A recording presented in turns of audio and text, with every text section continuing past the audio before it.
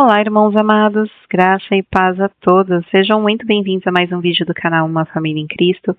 Eu sou a Kíssima e hoje, para honra e glória ao nosso Pai, faremos a leitura do 125º dia, seguindo com o livro de Juízes e finalizando o livro de Juízes, iniciando o livro de Ruth, capítulo 1, versículo 22. Livro de João, capítulo 4, versículo 1 ao 42. Livro de Salmos, capítulo 105, versículos 1 ao 15. E Provérbios, capítulo 14, versículo 25. Amados, antes de iniciarmos a leitura, vamos agradecer ao nosso Pai e pedir a direção para o estudo? Pai amado, graças te damos por tudo. Te agradecemos infinitamente pelo teu amor, pela tua misericórdia. Te pedimos perdão pelos nossos pecados, pois somos totalmente dependentes de ti. Te pedimos que o Espírito Santo de Deus nos dê a direção nessa leitura, que nós tenhamos o entendimento da tua palavra de acordo com a tua vontade. Que assim seja em nome do Senhor Jesus Cristo. Amém. Livro de Juízes, capítulo 21, versículo 1, ao livro de Ruth, capítulo 1, versículo 22. Ora, os homens de Israel tinham feito um juramento em Mispa, dizendo: nenhum de nós dará sua filha em casamento aos benjamitas. O povo foi a Betel e ali ficaram até tarde diante de Deus. Levantaram a voz e choraram amargamente e disseram: Ah, Senhor, Deus de Israel, por que aconteceu isso em Israel? Porque hoje falta uma tribo? No dia seguinte, o povo, pela manhã, se levantou e edificou ali um altar. E apresentaram holocaustos e ofertas pacíficas. E os filhos de Israel perguntaram: quem de todas as tribos de Israel não compareceu à Assembleia do Senhor? Porque tinham feito um juramento solene: quem não comparecesse à presença do Senhor em Mispa seria morto. Os filhos de Israel tiveram compaixão de seus irmãos da tribo de Benjamim e disseram: hoje foi eliminada uma das tribos de Israel. Como obteremos mulheres para os restantes deles? Pois juramos pelo Senhor que não lhes daríamos em casamento nenhuma de nossas filhas. E perguntaram: há alguma das tribos de Israel que não tenham comparecido à presença do Senhor em Mispa? E eis que ninguém de Jabes de Gileade tinha ido ao acampamento, à assembleia. Quando contaram o povo, eis que nenhum dos moradores de Jabes de Gileade estava ali.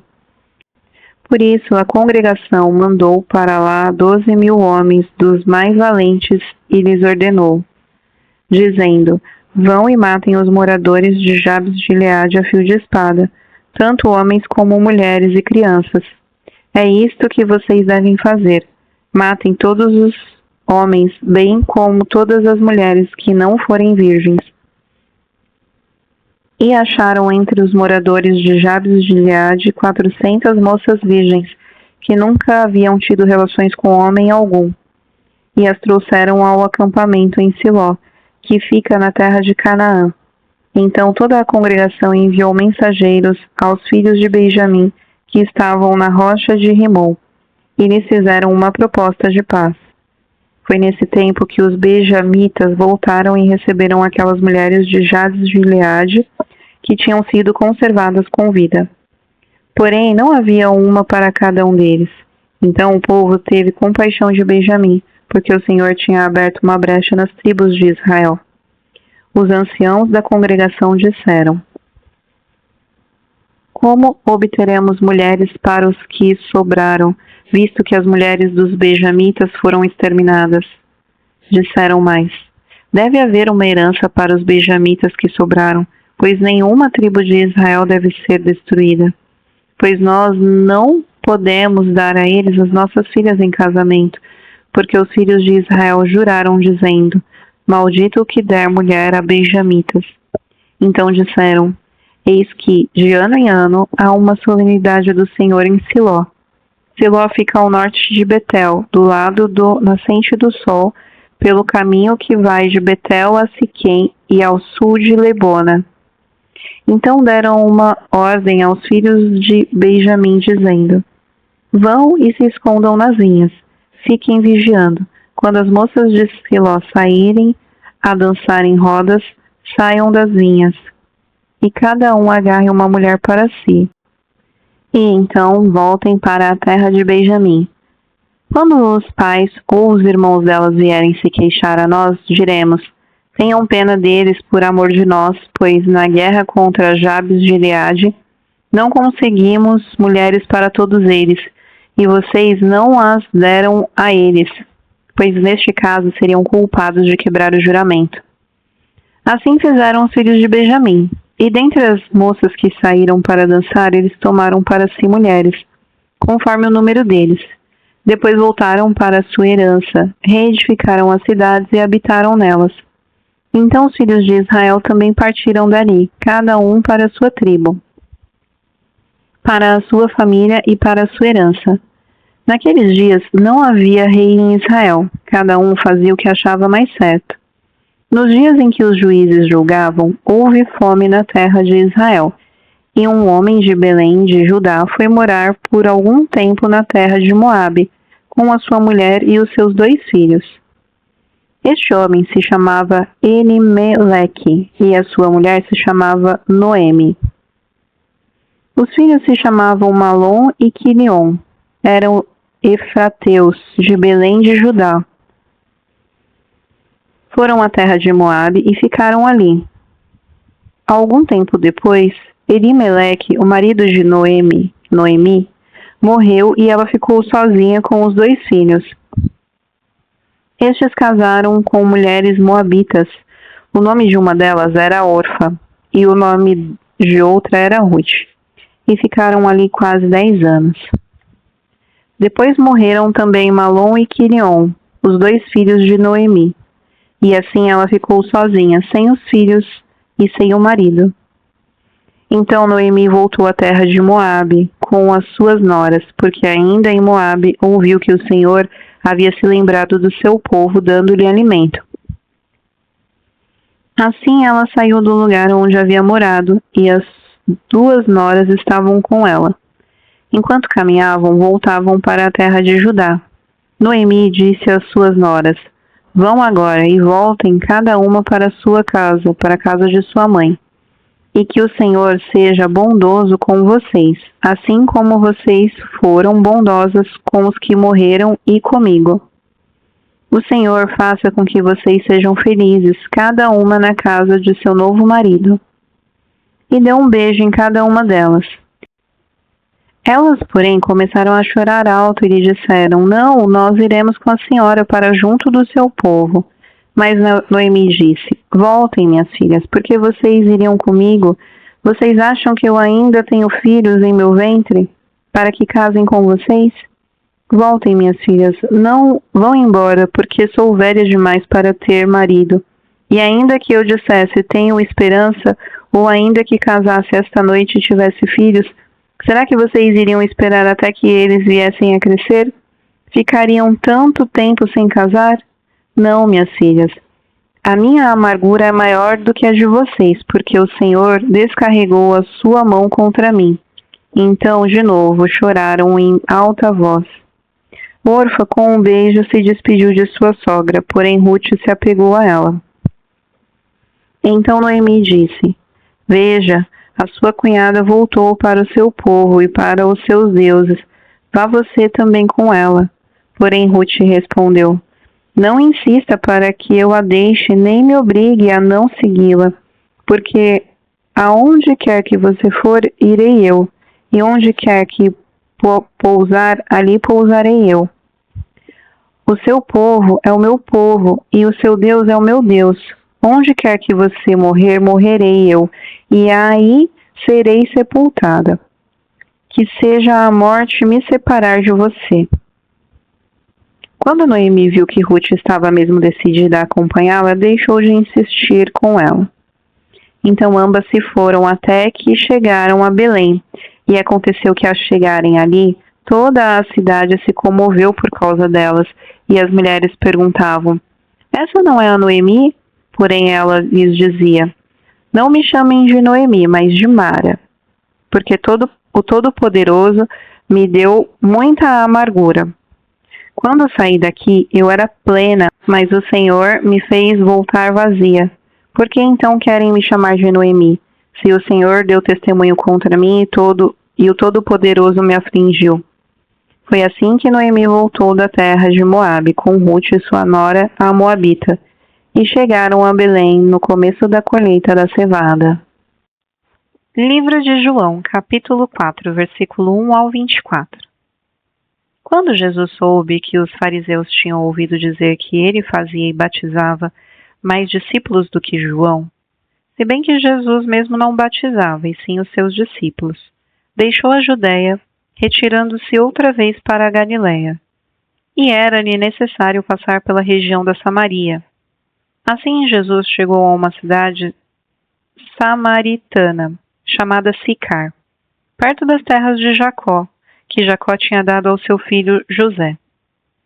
Ali ficava o poço de Jacó. Cansado da viagem, Jesus sentou-se junto ao poço. Era por volta do meio-dia.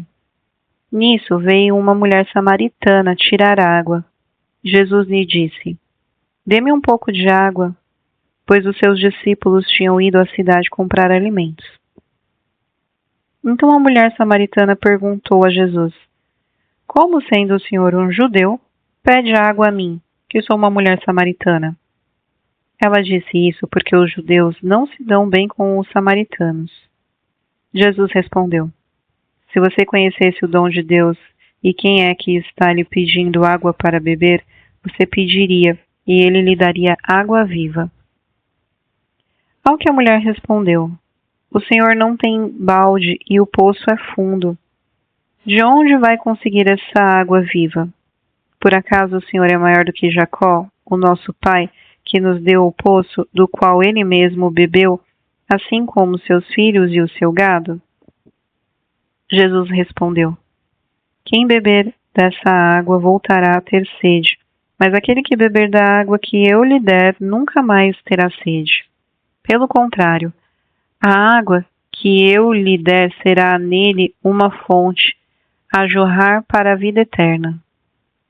A mulher lhe disse: "Senhor, quero que me dê essa água para que eu não mais tenha sede, nem precise vir aqui buscá-la." Jesus disse: "Vá, chame o seu marido e volte aqui." Ao que a mulher respondeu: "Eu não tenho marido." Então Jesus disse: "Você tem razão ao dizer que não tem marido, porque já teve 5, e esse que agora tem não é seu marido. O que você disse é verdade." A mulher então lhe disse: "Agora eu sei que o Senhor é um profeta. Nossos pais adoravam neste monte, mas vocês dizem que em Jerusalém é o lugar onde se deve adorar." Jesus respondeu: "Mulher, acredite no que digo. Vem a hora em que nem neste monte, nem em Jerusalém vocês adorarão o Pai. Vocês adoram o que não conhecem, nós adoramos o que conhecemos, porque a salvação vem dos judeus. Mas vem a hora, e já chegou, em que os verdadeiros adoradores adorarão o Pai em espírito e em verdade. Porque são esses que o Pai procura para os seus adoradores. Deus é espírito, e é necessário que os seus adoradores o adorem em espírito e em verdade."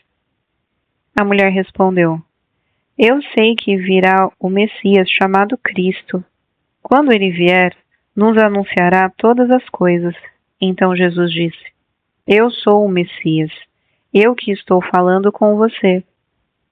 Naquele momento, chegaram os discípulos de Jesus e se admiraram ao vê-lo falando com uma mulher, mas nenhum deles perguntou: "O que você está querendo?" ou "Por que o Senhor está falando com ela?" Quanto à mulher, deixou o seu cântaro, foi à cidade e disse ao povo: "Venham comigo e vejam um homem que me disse tudo o que eu já fiz. Não seria ele, por acaso, o Cristo?" Então saíram da cidade e foram até onde Jesus estava. Enquanto isso, os discípulos pediam a Jesus, dizendo: "Mestre, coma." Mas ele lhes disse: "Tenho para comer uma comida que vocês não conhecem." Então os discípulos começaram a dizer entre si: "Será que alguém lhe trouxe algo para comer?" Jesus lhes declarou: A minha comida consiste em fazer a vontade daquele que me enviou e realizar a sua obra. Vocês não dizem que ainda faltam 4 meses até a colheita? Eu, porém, lhes digo: levantem os olhos e vejam os campos, pois estão maduros para a colheita.